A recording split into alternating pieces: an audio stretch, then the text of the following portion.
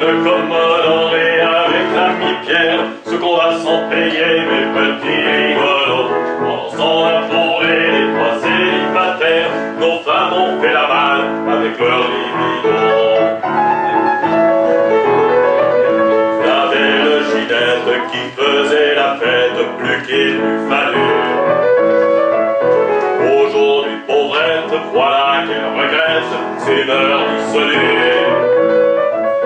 C'est dans une secte en mal de prophète qu'elle prêche à gogo. Paraît que c'est une phase pour être en extase avec son ego.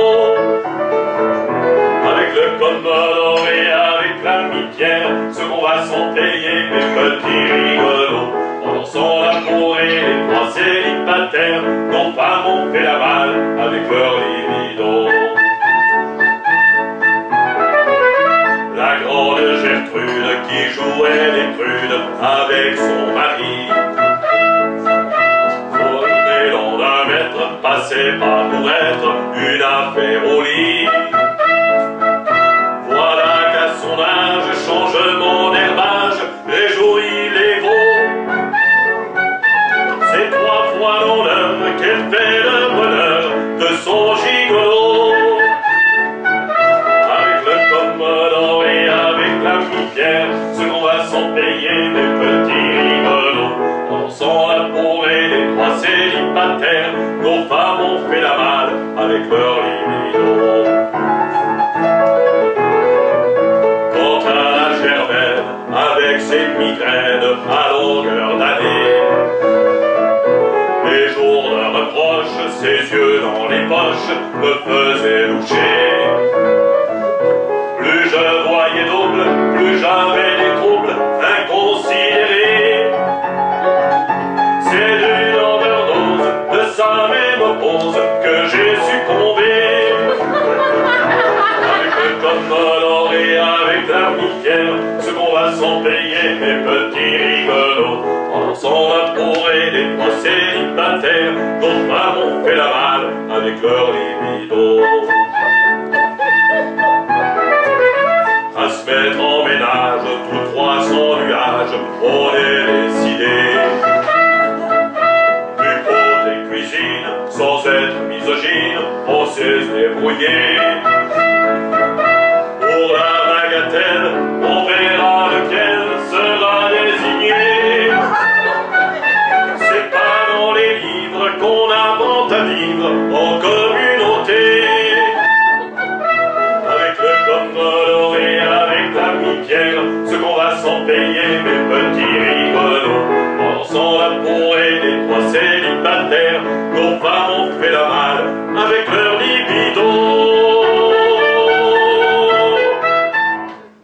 Jean-Claude Urny, Jean Ferrat, vous n'avez pas seulement plus ou moins le même prénom, mais vous avez aussi d'autres choses en commun, j'en suis certain. Je crois, j'espère. On a tout cas en commun l'amour de la poésie, on a l'amour des Cévennes. Ça a été un coup de cœur pour moi depuis que je suis tout jeune. La Cévenne, c'est quelque chose, oui. La poésie aussi. Presque en même temps, en fait. Enfin, la poésie un peu avant. Je suis tombé amoureux de Victor Hugo, j'avais 13 ans. Puis je suis tombé amoureux des Cévennes, j'avais 15 ans. Jean Ferrat a souvent été censuré, mais les plus jeunes qui nous regardent ne savent pas forcément pourquoi et ne connaissaient peut-être pas les chansons qui ont été censurées. C'est vrai, ben voilà, du fait qu'elles ont été censurées, elles sont restées très peu connues. Les gens, en allant à n'importe quel spectacle, je me suis rendu compte, ils vont surtout écouter ou redécouvrir des choses qu'ils connaissent déjà. Les spectateurs, les auditeurs qui vont à un concert de n'importe quelle vedette, ils vont écouter les titres qu'ils connaissent déjà parce qu'ils ont été matraqués dans les jukebox, enfin à l'époque, ça n'existe plus beaucoup maintenant. Les radios libres, la télévision, Internet, on va redécouvrir quelque chose, on aime bien aller un peu en pays connu. Alors évidemment, les chansons qui ont été censurées, elles sont très peu connues, on s'aperçoit ici au spectacle, les spectateurs nous disent « Ah ben je croyais connaître Ferrat, puis là il y en a toute une série que je connaissais pas du tout. » Alors il y a un côté de Ferrat qu'on ignore peut-être un peu. Il avait un côté plus que Brassens, Brel, Ferré, il avait un côté chansonnier. Ça veut dire que quand quelque chose lui déplaisait, il pondait une chanson. Et il s'insurgeait là contre. Et puis, bon, alors, des chansons comme Un air de liberté qu'il a adressé à Jean Dormesson, Potemkin, La porte à droite, enfin des choses comme ça. Ça a eu un peu de mal à passer dans les télévisions, qui étaient quand même pas mal des télévisions d'État. À l'époque, on lui disait « Ouh, non mais attention, faut pas dire quelque chose contre nos amis alliés soviétiques, on aimerait bien que le commerce redémarre, etc. » Alors souvent, pour des choses comme ça, on lui a soit censuré, soit fortement déconseillé le passage de ses chansons sur les radios. Puis ça suffit pour mettre un peu une entrave à sa carrière au début. Une chanson qui a été historiquement pour lui un peu le coup d'envoi de sa carrière, c'est Nuit et brouillard. Pendant longtemps, elle a été tellement fortement déconseillée d'antenne qu'on la connaissait pas. Puis tout d'un coup, je sais plus quel présentateur a dit non, celle-là, on va la passer. Je sais plus à l'époque si c'était Mourouzi ou enfin quelqu'un de cette trempe-là qui l'a passé. Et ça a été un succès phénoménal en très peu de temps. Simplement parce que ça avait passé, je crois, à la radio, à Europe 1. Les gens ont été secoués, bouleversés par cette chanson, et ça a été le coup d'envoi de la carrière de Ferrat. Mais à l'époque, eh ben voilà, on essayait de recommencer les relations commerciales entre la France et l'Allemagne, alors il fallait pas froisser les alliés commerciaux. Mesdames et messieurs, je crois que vous en avez assez entendu. Je vous suggère de rallumer vos portables, de reprendre vos conversations et de tourner vos chaises dos à la scène et à la vue. J'aurais aimé vous souhaiter une cordiale bienvenue sur la terrasse des Chennevières, mais là, pour cette 14e édition de notre festival, mais là, c'est plutôt mal parti.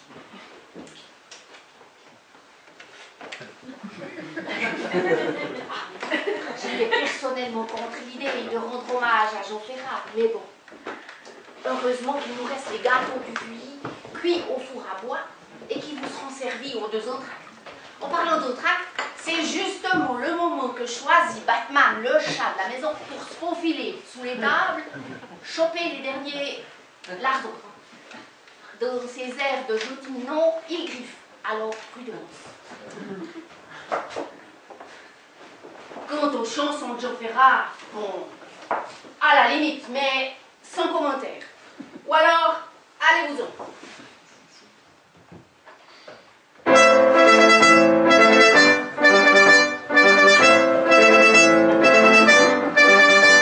M'en voudrez-vous beaucoup si je vous dis un monde qui chante au fond de moi, au bruit de l'océan?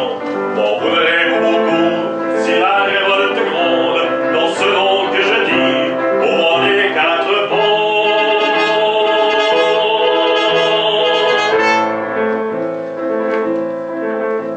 Ma mémoire chante en sourdine Potemkin.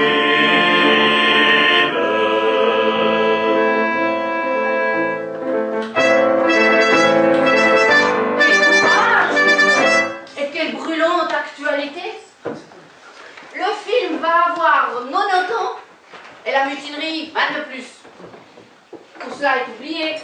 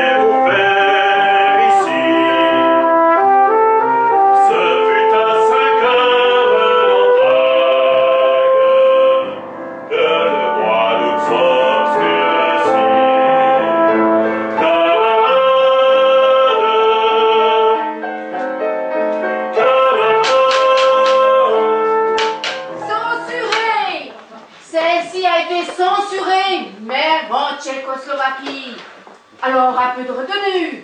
Et qui se souvient seulement de cette anecdote?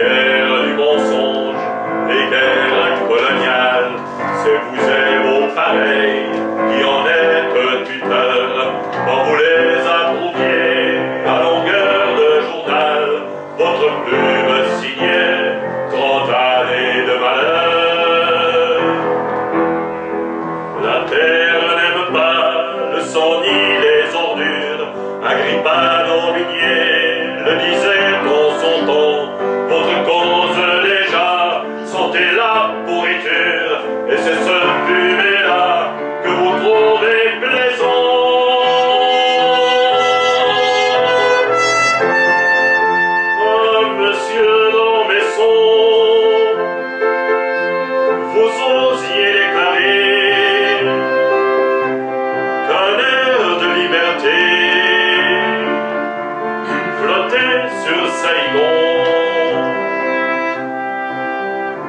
Avant que cette ville s'appelle l'île Ho Chi Minh. Décidément, on reste dans la mauvaise foi la plus pure. Je croyais que Monsieur Dormesson de l'Académie française avait fait retirer cette chanson. L'important, c'est le refus. Le refus de ce que l'on veut nous faire admettre comme inévitable. Les hommes ne se sont jamais laissés faire. Ou alors un moment, mais pas des siècles et des siècles. Eh bien, j'attends cette réaction qui doit changer l'avenir de l'homme. On vous a demandé de chanter et de ne pas parler.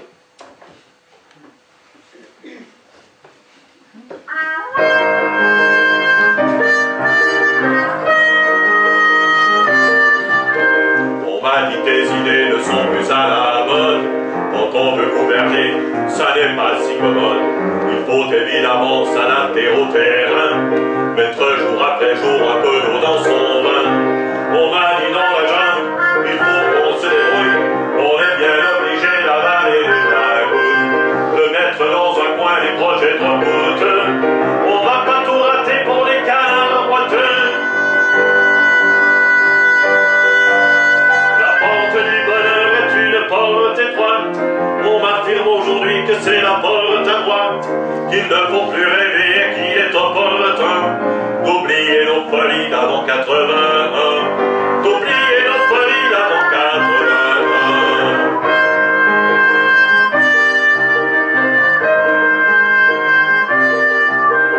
On m'a dit qu'il fallait prêcher le sacrifice à ceux qui n'ont pas pu s'ouvrir un compte en Suisse.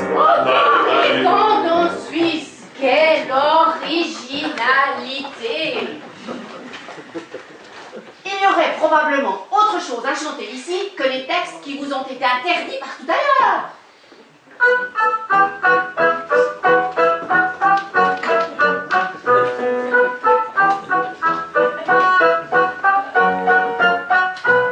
Il est au milieu de la route, le stupide Ali Boron. Il est là qui nous écoute avec sa tête de cochon. Il poussera pas sa barbaque, il est guère accommodant. Pas vraiment la tête à claque, à l'âne de Buridan. Pas vraiment la tête à claque, à l'âne de Buridan.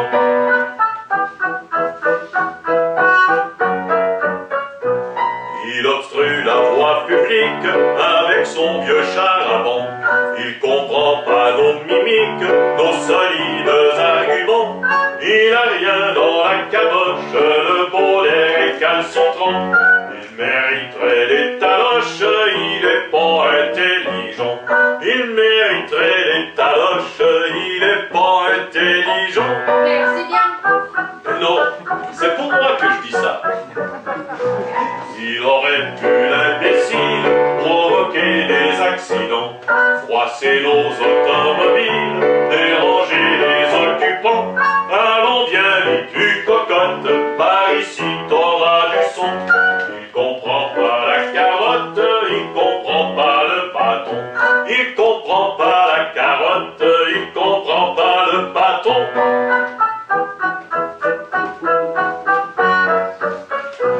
Surtout faut pas qu'on y touche, il a des plaies sur la peau, avec du sang pour les mouches, du pu pour les asticots.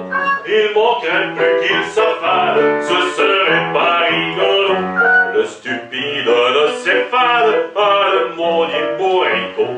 Le stupide nocéphale a le maudit bourricot.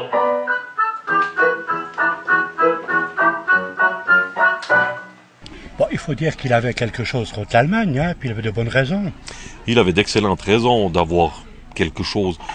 Peut-être, oui, je sais pas, contre l'Allemagne, contre une certaine idée, contre une certaine vision qu'avait l'Allemagne à une certaine époque. Ferrand a été très blessé dans sa jeunesse. Il était juif d'origine russe. Voilà.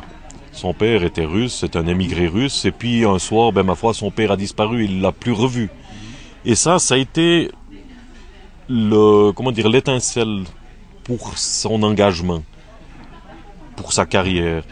Ça a été une profonde révolte pour lui et ça a été la raison qu'il a fait s'exprimer. Pas forcément aller sur une scène parce qu'il aimait pas beaucoup ça. Du reste, il a pas fait longtemps de la scène. Il se sentait mal à l'aise. Mais il a continué à écrire, il a continué à chanter, mais sans faire forcément de la scène. Mais il voulait dire les choses, dire ce qui va pas. Il a arrêté relativement jeune d'aller sur scène. Il a arrêté très jeune, ouais. Écoutez, là, j'ai pas les dates en tête, mais il a fait peut-être une dizaine d'années de scène seulement. Puis après, il s'est gentiment retiré, mais tout en continuant à écrire, en continuant à faire des chansons, à mettre Aragon en musique. Il a fait quand même de temps en temps des récitals, mais assez épisodiquement. C'était pas vraiment sa tasse de thé. Pierre Desproges disait, en fait, les spectacles, c'est un peu le service après-vente. On a écrit, puis bon, après, il faut aller les présenter au public. Je sais pas si Ferrat avait tout à fait cette optique-là, mais voilà, la scène, ça n'a pas été tout à fait sa tasse de thé. Il a commencé assez difficilement, je crois, c'est un peu, je suis pas sûr, mais je crois que c'est Patachou ou quelqu'un de cette trempe-là qui l'a encadré un peu au début, puis qui lui a dit, mais tu en chantes trop, il voulait en présenter 12, non, 6 maximum, tiens-toi droit, balance pas tes bras, fais pas ceci, fais pas cela. Et puis, je sais assez, moi, pour avoir été sur une scène, quand un metteur en scène vous dit des choses comme ça donne pas toujours envie de continuer. Je ne sais ce qui me poissonne et me pousse à dire, à voix haute, ni pour la pitié, ni pour l'aide, ni comme on avouerait ses fautes, ce qui m'habite et qui m'obsède. Celui qui chante se tordue, quel cri en moi, quel animal, je tue ou quelle créature, au nom du bien, au nom du mal, seuls le savent ceux qui se tuent, seuls le savent ceux qui se tuent.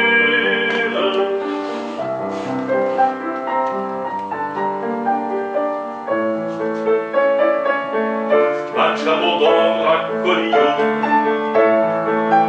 3 pas suffirent dans l'Espagne, que pour lui le ciel se fit lourd, il s'assit dans cette campagne, et ferma les yeux pour toujours,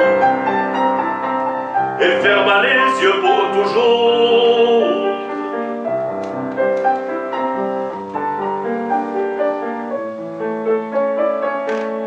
Au-dessus des eaux et des plaines, au-dessus des toits des collines, un plein chant monte à gorge pleine, et se vers l'étoile d'Erlin, et se vers l'étoile Verlaine, et se vers l'étoile Verlaine.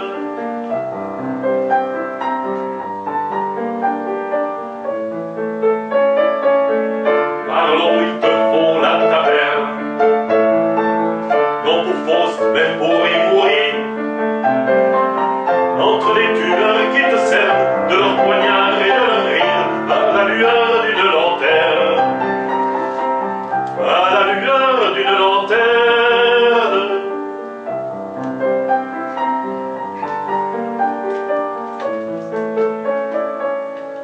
Étoile, poussière de flamme,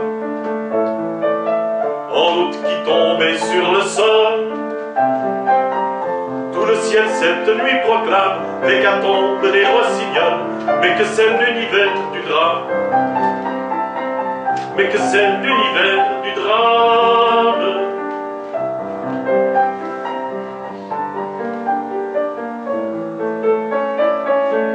La souffrance engendre les songes, comme une ruche ses abeilles. L'homme crie où son fer le ronge, et sa plaie engendre un soleil plus beau que les anciens mensonges, plus beau que les anciens mensonges.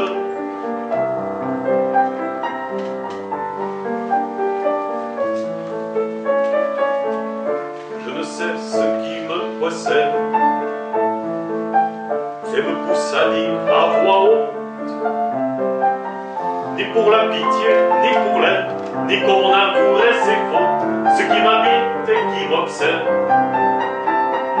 ce qui m'habite et qui m'obsède.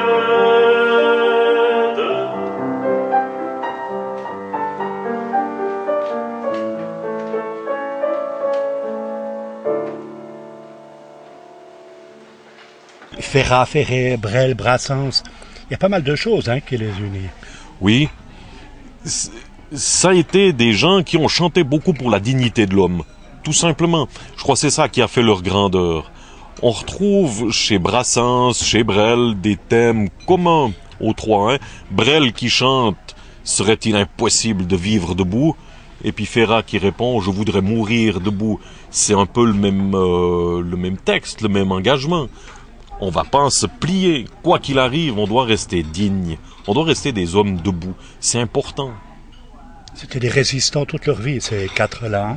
Oui, ça a été des résistants, des indépendants, à leur manière, un peu des anarchistes. Ferrat, on l'a plus vite catalogué communiste. Il a eu de la sympathie, beaucoup de sympathie pour le Parti communiste, parce qu'au moment de la Deuxième Guerre mondiale, le communiste, c'était un peu aussi le sauvage, le mécréant qu'il fallait massacrer, qu'il fallait éliminer, de la même manière que les Juifs. Et puis c'est un peu cette fraternité de persécution qui a fait que Ferrat, très tôt, a été sympathisant communiste. Après, en faisant la connaissance de Guy Thomas, qui est un instituteur jurassien français, qui lui a écrit beaucoup de textes, il a gentiment passé plutôt du côté un peu anarchiste, sans avoir les mêmes coups de gueule que Ferré, qui tapait sur la table, qui vociférait. Du reste, ils se sont rencontrés une fois, puis Ferré avait dit à Ferrat, c'est assez drôle, au fond, tu dis les mêmes choses que moi, mais tu les dis gentiment. Ça m'a donné un équilibre. J'aime tant de choses dans la vie. Mais c'est l'amour pour un autre être qui est la clé de tout le reste.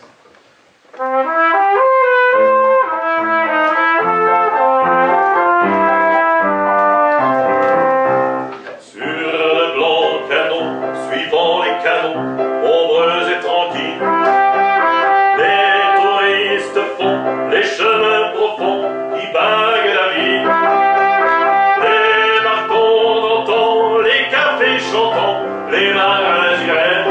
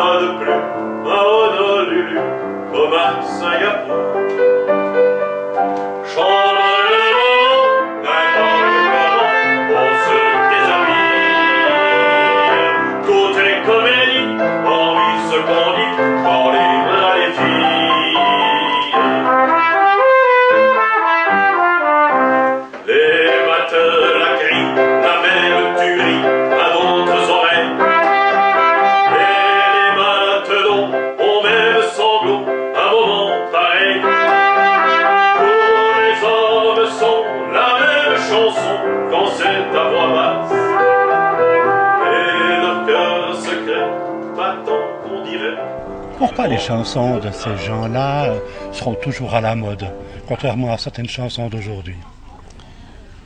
Je crois qu'il y a plusieurs raisons. Une des raisons, c'est que c'est des gens qui chantaient parce qu'ils en éprouvaient le besoin moral, viscéral. C'était pas un réflexe du porte-monnaie, comme ça l'est souvent aujourd'hui. Ils répondaient pas à une mode. Ils répondaient à un besoin profond qu'il y a dans l'homme. Je crois que n'importe quel régime, n'importe quelle sympathie qu'on ait de gauche, de droite, du centre, le plus fort besoin qui existe en l'homme, c'est la liberté. Et c'est des gens qui ont chanté la liberté. Alors ça, c'est une des raisons. L'autre raison, ma foi, c'est que l'histoire se renouvelle tristement, encore et toujours. Et puis, ma foi, les gens qui ont eu le courage de mettre le doigt là où ça fait mal, les gens qui ont eu le courage de dire ça va pas, ça va pas, les gens qui ont eu le courage de sortir de l'ornière, du chemin, pour dénoncer certaines choses, ces gens-là, ils ont fait du bien à toute une génération, ils ont fait du bien à beaucoup de gens, ils sont restés, sinon modernes, du moins actuels, parce qu'on n'a rien appris. Durant votre spectacle, on voit de temps en temps passer Madame Anastasie, qui symbolise la censure. Mais enfin, aujourd'hui, il n'y a plus de censure. On le dit, c'est interdit de censurer, on ne censure plus, mais, et ben voilà, comme déjà un tout petit peu à l'époque de Ferrat, on déconseille. Alors on disait, on va écouter ce qu'on connaît déjà, mais si ça passe ni sur les ondes de la radio, ni sur les ondes de la télévision, si on voit pas un battage médiatique sur Internet, comment voulez-vous connaître tous ces gens? C'est pas possible. Alors quand ils essayent d'organiser un concert quelque part, c'est des illustres inconnus, même si leur carrière dure depuis longtemps, même s'ils ont profondément des choses à dire. On va pas les écouter simplement parce qu'on les connaît pas. Il y a une forêt de chanteurs, de chanteuses qui s'expriment plus ou moins bien, à plus ou moins juste titre. Alors après, faire un choix quand on connaît pas, c'est très difficile.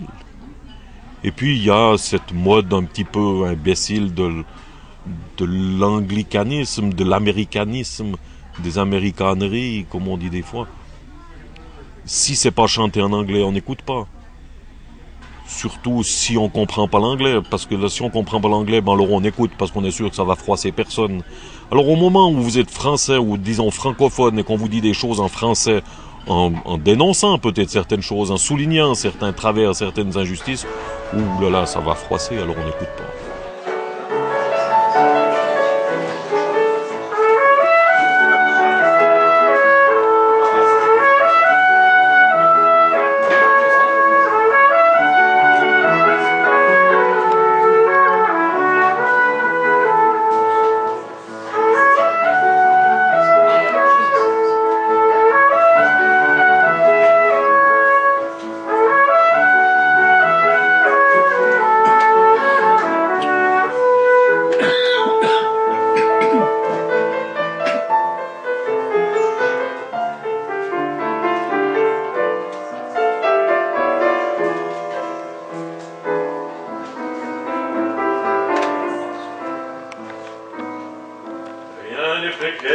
Comme vivre, rien commettre n'est passager. C'est un peu fondre pour le givre, et pour le vent être léger. J'arrive où je suis étranger. Un jour tu passes la frontière, d'où viens-tu, mais où vas-tu donc? Demain qu'importe et qu'importe hier, le cœur change avec le chardon. Tout est sans rime ni pardon. Passe ton doigt là sur ta tempe, touche l'enfance de tes yeux. Mieux vaut laisser passer les dents, la nuit plus longtemps nous va mieux.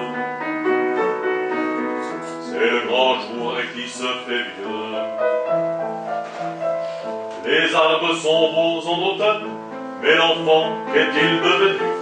Je me regarde et je m'étonne de ce voyageur inconnu, de son visage et ses pieds nus. Peu à peu, tu te fais silence, mais pas assez vite pourtant. pour ne sentir ta dissemblance, et sur le toit même d'entendre tomber la poussière du temps. C'est long vieillir au bout du compte, le sable enfui entre nos doigts. C'est comme une eau froide qui monte, c'est comme une honte qui croît. Un cuir à crier qu'on corroie. C'est long d'être un homme une chose, c'est long de renoncer à tout. Et sont-tu les métamorphoses qui se font au-dedans de nous? Lentement plier nos genoux. Ô mer amère, ô mer profonde, quelle est l'heure de tes marées? Combien faut-il d'années secondes à l'homme pour l'homme abjuré? Pourquoi c'est si magré? Rien n'est précaire comme vivre, rien comme être des passagers. C'est un peu fondre pour le gîte, mais pour le vent être léger. J'arrive où je suis étranger.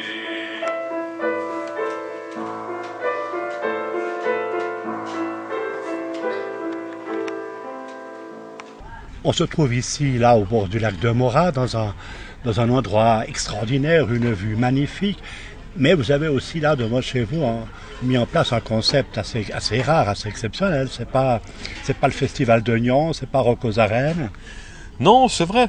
C'est quelque chose qui correspondrait, j'imagine, aux artistes qu'on a évoqués jusqu'à présent.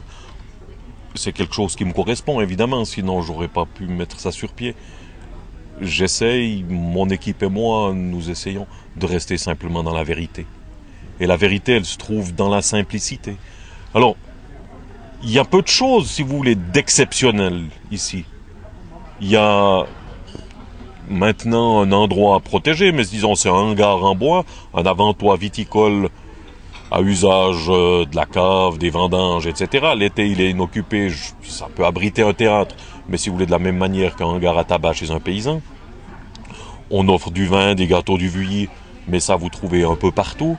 Il y a la vue, mais que vous pouvez déguster en passant simplement à pied. C'est vrai que c'est un endroit extraordinaire. On offre des choses simples. Évidemment, elles sont toutes réunies le même soir. Et là, par-dessus, on offre encore des textes qui vont, la plupart du temps, droit au but par leur simplicité. C'est pas des chanteurs, des artistes qui ont essayé de camoufler ce qu'ils pensaient. Alors ils allaient aussi droit au but. Voilà, c'est un endroit, je pense, où on a allié la simplicité et la vérité. C'est peut-être une des clés de la réussite saisonnière de Chenevières-sur-Seine. Cette année, ça marche extraordinairement bien, mais parce qu'on sent cet amour des gens pour Ferrat, qui était un chanteur populaire au bon sens du terme. Le peuple aimait Ferrat, et le peuple vient.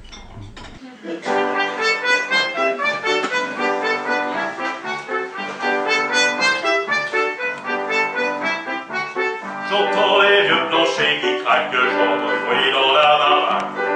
J'entends dans le grenier, chanter mon châtaignier.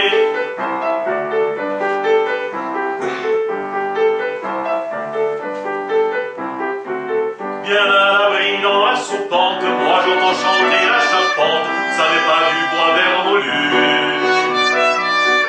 J'entends les poutres qui se plaignent de le plus d'un et de châtaigne, non supportant mon toit pointu. J'entends les vieux planchers qui craquent, j'entends du bruit dans la baraque. J'entends dans le grenier, chanter mon châtaignier.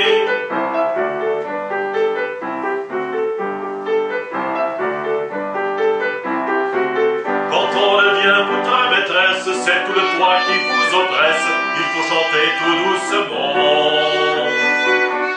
La chanson de ses origines, celle qu'il me chante en sourdine, en y mettant du sentiment. J'entends les vieux planchers qui craquent, j'entends le bruit dans la baraque. J'entends dans le grenier, chanter mon châtaignier.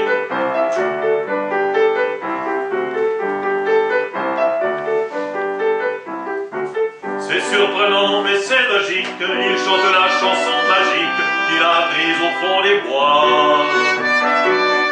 Il me chante une chanson tendre que je suis le seul à entendre quand la nuit vient à petits pas. J'entends les vieux planchers qui craquent, j'entends des bruits dans la baraque. J'entends dans le grenier chanter, chanter mon châtaignier.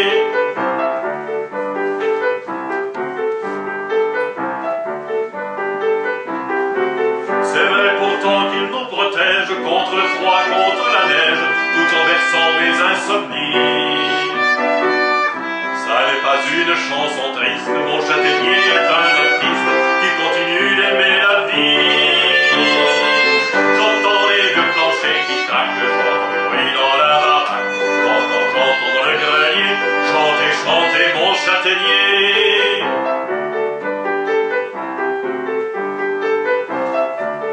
Vous avez, à ma connaissance, trois amours, hein, votre femme, la vigne et les bonnes chansons. Voilà. Ben oui. Joséphine Baker a déjà chanté J'ai deux amours, j'ai pas pu emboîter le pas. Alors, je vais pas chanter J'ai trois amours. Dans le spectacle, on dit aussi, par la voix de Ferrat, j'ai reçu énormément d'amour quand j'étais jeune. Moi, j'ai grandi dans l'amour de mes parents, dans l'amour du coin de terre où je suis. J'ai beaucoup d'amour et puis, ma foi, recevoir beaucoup d'amour, si on a la possibilité d'en redonner un peu, je crois qu'il ne faut pas s'en priver. Et c'est peut-être ça, finalement, votre secret. Hein. C'est pour ça que je vous amenais sur la vigne que vous aimez, puisque vous êtes aussi vigneron, l'amour de votre femme, oui. Et puis l'amour de la chanson. Probablement que les gens ici le ressentent, et c'est pour ça que le succès, il est comme ça, croissant. Probablement, oui. Il y a un petit peu un côté entreprise familiale. J'aime ma femme et ma femme m'aime. Sans elle, je ne ferais pas grand-chose là au théâtre. J'ai aussi la chance d'être aimé profondément par mes enfants, qui chaque fois qu'ils peuvent viennent me donner un coup de main. Une de mes filles fait partie du comité, mon fils vient me donner un coup de main à la vigne, une autre de mes filles qui a travaillé dans la restauration, dès qu'elle voit qu'on est en difficulté, elle bondit, puis alors là, il n'y a plus aucun souci à se faire.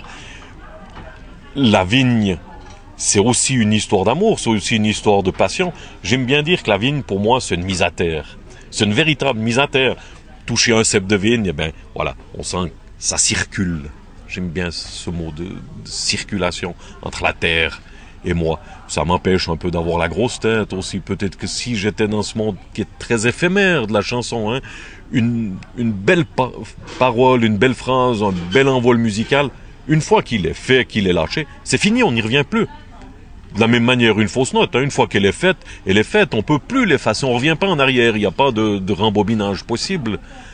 Alors, d'avoir quelque chose d'un tout petit peu plus pérenne comme la vigne, par rapport au côté très éphémère qui fait la beauté du théâtre, ça donne deux pattes sur lesquelles on peut bien se poser. Alors avec la troisième qui est l'amour, alors ouais, je crois que je suis un homme enviable.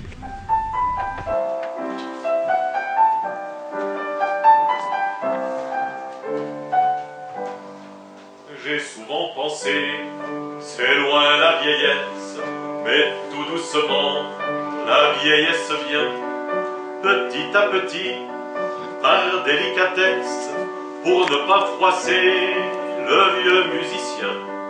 Si je suis trompé par sa politesse, si je crois parfois qu'elle est encore loin, je voudrais surtout qu'avant m'apparaisse ce dont je rêvais quand j'étais gamin. Ah, qu'il vienne au moins le temps des cerises, avant de claquer sur mon tambourin, avant que j'ai dû boucler mes valises et qu'on m'ait poussé dans le dernier train.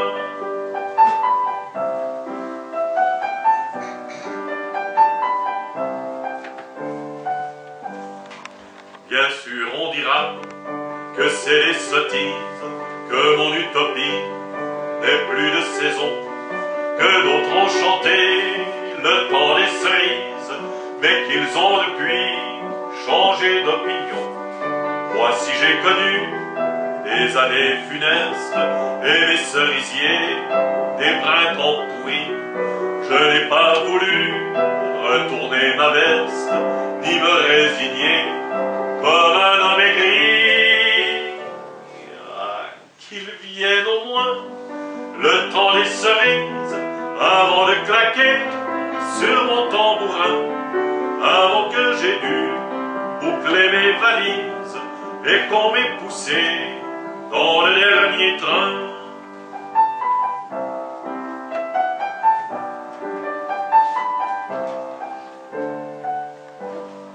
Tant que je pourrai traîner mes galoches, je fredonnerai cette chanson-là que j'aimais déjà quand j'étais Gavroche, quand je traversais le temps des lilas.